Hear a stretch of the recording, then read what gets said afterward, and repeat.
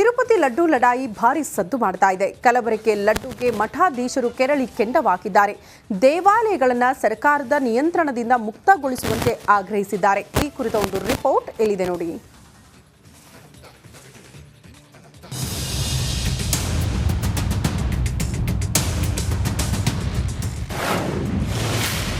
ಕಲಬೆರಕೆ ಲಡ್ಡುಗೆ ಶ್ರೀಗಳು ಖಂಡನೆ.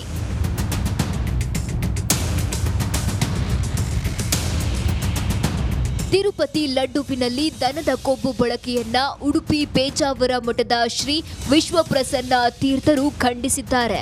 ಇದು ಹಿಂದೂ ಸಮಾಜಕ್ಕೆ ಎಸಗಿದ ದ್ರೋಹ ಅಂತ ಆಕ್ರೋಶ ಹೊರಹಾಕಿದ್ದಾರೆ. ತಿರುಪತಿ ತಿರುಮಲ ದೇವಸ್ಥಾನದಲ್ಲಿ ಲಡ್ಡು ಪ್ರಸಾದಕ್ಕೆ ಆಕಳ ತುಪ್ಪದ ಬದಲು ಕೃತಕ ತುಪ್ಪ, ಅದನ್ನು ತುಪ್ಪ ಅಂತ ಕರೆಯಬಾರದು, ಅನೇಕ ಪ್ರಾಣಿಜನ್ಯ ಕೊಬ್ಬಿನ ಮಿಶ್ರಣದಿಂದ ಪ್ರಸಾದವನ್ನು ತಯಾರಿಸಿರುವ ವಿಚಾರ ಕೇಳಿ ಅತ್ಯಂತ ಖೇದವಾಗಿದೆ.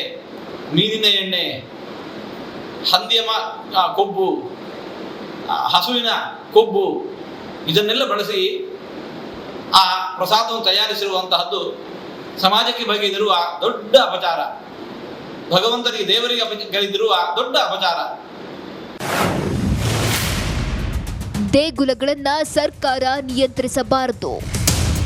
ನಮ್ಮ ದೇವಾಲಯಗಳನ್ನ ಸರ್ಕಾರಿ ನಿಯಂತ್ರಣದಿಂದ ಮುಕ್ತಗೊಳಿಸಬೇಕು ಅಂತ ಉಡುಪಿಯ ಭಂಡಾರಕೇರಿ ಮಠಾಧೀಶರಾದ ವಿದ್ಯೇಶ ತೀರ್ಥರು ಆಗ್ರಹಿಸಿದ್ದಾರೆ.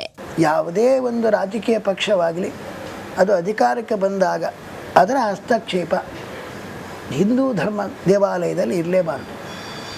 ಅದನ್ನು ಅಲ್ಲಿ ಹೇಗೆ ವ್ಯವಸ್ಥೆ ಆ ಪ್ರಸಾದ ವಿಷಯದಲ್ಲಿ ಆಗಲಿ ಬೇರೆ ವಿಷಯದಲ್ಲಿ ಆಗಲಿ ಯಾವ ರಾಜಕೀಯ ಪಕ್ಷದ ಹಸ್ತಕ್ಷೇಪವೂ ಇರಬಾರದು. ತಿರುಪತಿ ಲಡ್ಡುನಲ್ಲಿ ದನದ ಕೊಬ್ಬು ಬಳಸಿರೋದು ಅಕ್ಷಮ್ಯ ಅಪರಾಧ ಅಂತ ಪರ್ಯಾಯ ಶ್ರೀ ಪುತ್ತಿಗೆ ಮಠದ ಶ್ರೀ ಸುಗುಣೇಂದ್ರ ತೀರ್ಥ ಸ್ವಾಮೀಜಿ ಕಳವಳ ವ್ಯಕ್ತಪಡಿಸಿದ್ದಾರೆ. ಹೇಗೆ ಉಳಿದ ಧರ್ಮಗಳಿಗೆ ಅವರದೇ ಆದಂತಹ ಒಂದು ನಿಯಂತ್ರಣ ವ್ಯವಸ್ಥೆಯನ್ನು ಸರ್ಕಾರ ನೀಡಿದೆಯೋ ಹಾಗೆ ಎಲ್ಲ ಸಾಧು ಸಂತರ ನೇತೃತ್ವದಲ್ಲಿ ಹಿಂದೂ ಧರ್ಮದ ಎಲ್ಲ ಮಠಗಳು ಮಂದಿರಗಳು ನಿಯಂತ್ರಿತವಾಗಿದ್ದರೆ ಪ್ರಾಚೀನವಾದಂತಹ ಸಂಪ್ರದಾಯಗಳು, ಶುದ್ಧತೆ, ಪರಿಶುದ್ಧತೆ ಮತ್ತು ಎಲ್ಲ ಒಂದು ಸಂಸ್ಕೃತಿ ಇದನ್ನೆಲ್ಲ ಉಳಿಸಿಕೊಂಡು ಬೆಳೆಸಿಕೊಂಡು ಬರಲಿಕ್ಕೆ ಸಾಧ್ಯವಾಗ್ತದೆ. ಇನ್ನು ತಿರುಪತಿ ಲಡ್ಡು ಕಲಬೆರಕೆಗೆ ಶ್ರೀ ಶ್ರೀ ರವಿಶಂಕರ್ ಬೇಸರ ಹೊರಹಾಕಿದ್ದಾರೆ. ಹಿಂದೂಗಳ ಭಾವನೆಗೆ ಭಾರಿ ಧಕ್ಕೆಯಾಗಿದೆ. ಧಾರ್ಮಿಕ ಮುಖಂಡರು ಭಕ್ತರಿಗೆ ದೇಗುಲ ಹಸ್ತಾಂತರಿಸಿ ಎಂದಿದ್ದಾರೆ. और धर्माचार्यों के हाथ में हिंदू मंदिर होना आवश्यक है. एक सरकारी ऑफिसर भी उसमें रहे मगर उनका पात्र कम होना चाहिए. धर्माचार्यों का निर्णय और उनके हाथ में पूरे भारत के जितने भी मंदिर हैं इनके पास होना चाहिए. ತಿರುಪತಿಯ ಲಡ್ಡು ಲಡಾಯಿಯಿಂದ ದೇವಾಲಯಗಳನ್ನ ಸರ್ಕಾರದ ಹಿಡಿತದಿಂದ ಮುಕ್ತಿಗೊಳಿಸಬೇಕು ಅನ್ನೋ ಕೂಗು ಎಬ್ಬಿಸಿರೋದದ್ದು ಸತ್ಯ.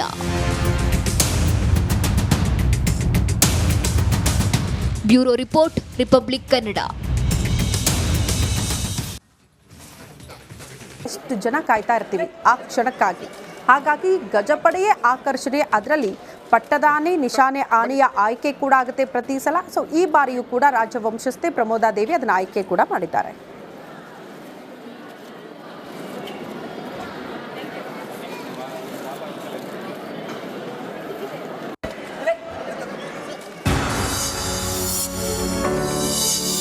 ಧಾರ್ಮಿಕ, ಆರ್ಥಿಕ, ಶೈಕ್ಷಣಿಕ ಇನ್ನಿತರ ಎಲ್ಲ ಒಂದು ರಂಗದಲ್ಲಿ ಭಾರತೀಯರನ್ನು ಮುನ್ನಡೆಸುವಂಥ ಮಹೋದ್ದೇಶವನ್ನಿಟ್ಟುಕೊಂಡು ಈ ಒಂದು ವರ್ಷ ಪೂರ್ಣಗೊಳ್ಳಿರ್ತಕ್ಕಂಥ ರಿಪಬ್ಲಿಕ್ ಟಿವಿ ಇದು ಶತಮಾನಗಳಲ್ಲಿ ತನ್ನ ಸಂಭ್ರಮವನ್ನು ಆಚರಿಸಲಿ, ಶುಭಾಶೀರ್ವಾದವನ್ನು ಹೇಳುತ್ತೇವೆ.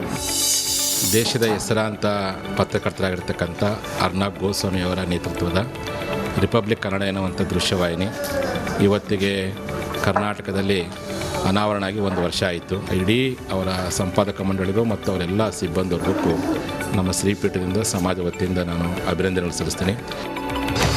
1 ವರ್ಷದ ನಿರ್ಭೀತ ಪತ್ರಿಕೋದ್ಯಮ ರಿಪಬ್ಲಿಕ್ ಕನ್ನಡ, ಇದು ನಿಮ್ಮ ಧ್ವನಿ. ಮಹಾಲಕ್ಷ್ಮಿ ಕೊಂದ ಹಂತಕನ ಹುಡುಕಾಟವೇ ಸವಾಲಾಗಿದೆಯಂತೆ ಪೊಲೀಸರಿಗೆ. ಆರೋಪಿ ಪತ್ತೆಗೆ ವಿಶೇಷ ತಂಡವನ್ನ ರಚನೆ ಮಾಡಿದ್ದಾರೆ ಡಿಸಿಪಿ ಶೇಖರ್. ಪಶ್ಚಿಮ ಬಂಗಾಳದಲ್ಲಿ ಬೀಡು ಬಿಟ್ಟಿದ್ದ ತನಿಖಾ ತಂಡ ಕೊಲೆ ಮಾಡಿ ಹೊರ ರಾಜ್ಯಕ್ಕೆ ಎಸ್ಕೇಪ್ ಆಗಿದ್ದಾನೆ ಹಂತಕ ಅಂತ ಹೇಳಲಾಗ್ತಾ ಇದೆ. ಬೆಂಗಳೂರಿನಲ್ಲಿ ಬೇರೆ ಬೇರೆ ತಂಡಗಳಿಂದ ತನಿಖೆ ನಡೀತಾ ಇದೆ. ಸಿಸಿಟಿವಿಯ ಪರಿಶೀಲನೆ, ಕುಟುಂಬಸ್ಥರು, ಸ್ನೇಹಿತರ ವಿಚಾರಣೆ ಕೂಡ ಆಗ್ತಾ ಇದೆ ಅನ್ನೋದರ ಡೀಟೇಲ್ಸ್ ಸಿಗ್ತಾ ಇದೆ. ಕಾರಣ 6 ವಿಶೇಷ ತಂಡಗಳ ರಚನೆ ಈ ಹಂತಕನನ್ನ ಪತ್ತೆ ಮಾಡೋ ನಿಟ್ಟಿನಲ್ಲಿ. ಹಂತಕ ಹೊರ ರಾಜ್ಯಕ್ಕೆ ಹೋಗಿರಬಹುದು ಅನ್ನುವಂತಹ ಅನುಮಾನದ ಮೇರೆಗೆ ಹೊರ ರಾಜ್ಯದಲ್ಲೇ ಒಂದು ತಂಡ ಬೀಡು ಬಿಟ್ಟಿದೆ. ನಿರಂತರವಾಗಿ ಶೋಧ ಮಾಡ್ತಾ ಇದೆ. ಇಲ್ಲೂ ಕೂಡ ಬೇರೆ ವಿಶೇಷ ತಂಡಗಳು ಕುಟುಂಬಸ್ಥರು, ಸ್ನೇಹಿತರು, ಅತ್ಯಾಪ್ತರನ್ನ ವಿಚಾರಣೆಗೆ ಒಳಪಡಿಸಿದ್ದಾರೆ. ಸಿಸಿಟಿವಿ ದೃಶ್ಯ ಯಾರು ಬಂದಿದ್ರು ಆ ಸಂದರ್ಭಕ್ಕೆ ಅನ್ನೋದ್ರ ಬಗ್ಗೆ ಪರಿಶೀಲನೆಗೆ ಪೊಲೀಸರು ಮುಂದಾಕಿದ್ದಾರೆ. ಈಗ ಹಂತಕನ ಪತ್ತೆಯ ಸವಾಲು, ನಿನ್ನೆ ಮರಣೋತ್ತರ ಪರೀಕ್ಷೆ ಕೂಡ ವೈದ್ಯಾಧಿಕಾರಿಗಳಿಗೆ ಸವಾಲಾಗಿತ್ತು. ಕಾರಣ ಒಂದು ದೇಹ 59 ತುಂಡು, ಅದನ್ನ ಮರಣೋತ್ತರ ಪರೀಕ್ಷೆ ಮಾಡೋದು ಕೂಡ ಸವಾಲಾಗಿತ್ತು. ಅದೆಲ್ಲವನ್ನ ಮೀರಿ ಮರಣೋತ್ತರ ಪರೀಕ್ಷೆಯ ಬಳಿಕ ಕುಟುಂಬಸ್ಥರಿಗೆ ಮೃತದೇಹದ ಹಸ್ತಾಂತರ ಕೂಡ ಆಗಿತ್ತು. ಈಗ ಮುಂದುವರೆದ ಭಾಗ ಹಂತಕನ ಪತ್ತೆಗೆ ಪೊಲೀಸರು ತನಿಖೆಯನ್ನು ಚುರುಕುಗೊಳಿಸಿದ್ದಾರೆ. ಈ ಬಗ್ಗೆ ಮತ್ತಷ್ಟು ಡೀಟೇಲ್ಸ್ ಅನ್ನ ಕೊಡ್ತಾ ಹೋಗ್ತಾರೆ ನಮ್ಮ ಪ್ರತಿನಿಧಿ ಮಾದೇಶ್ ನೇರ ಸಂಪರ್ಕದಲ್ಲಿ ಜಾಯಿನ್ ಆಗ್ತಿದ್ದಾರೆ. ಮಾದೇಶ್, ನಿನ್ನೆ ಮರಣೋತ್ತರ ಪರೀಕ್ಷೆ ಕೂಡ ಸವಾಲಾಗಿತ್ತು, ಈಗ ಹಂತಕನ ಪತ್ತೆಯೂ ಕೂಡ ಸವಾಲ್ ಅಂತ ಹೇಳಲಾಗ್ತಾ ಇದೆ. ಹೇಗೆ ನಡೀತಾ ಇದೆ ತನಿಖೆ, ಯಾವ ಆಯಾಮದಲ್ಲಿ ಸಾಗ್ತಾ ಇದೆ?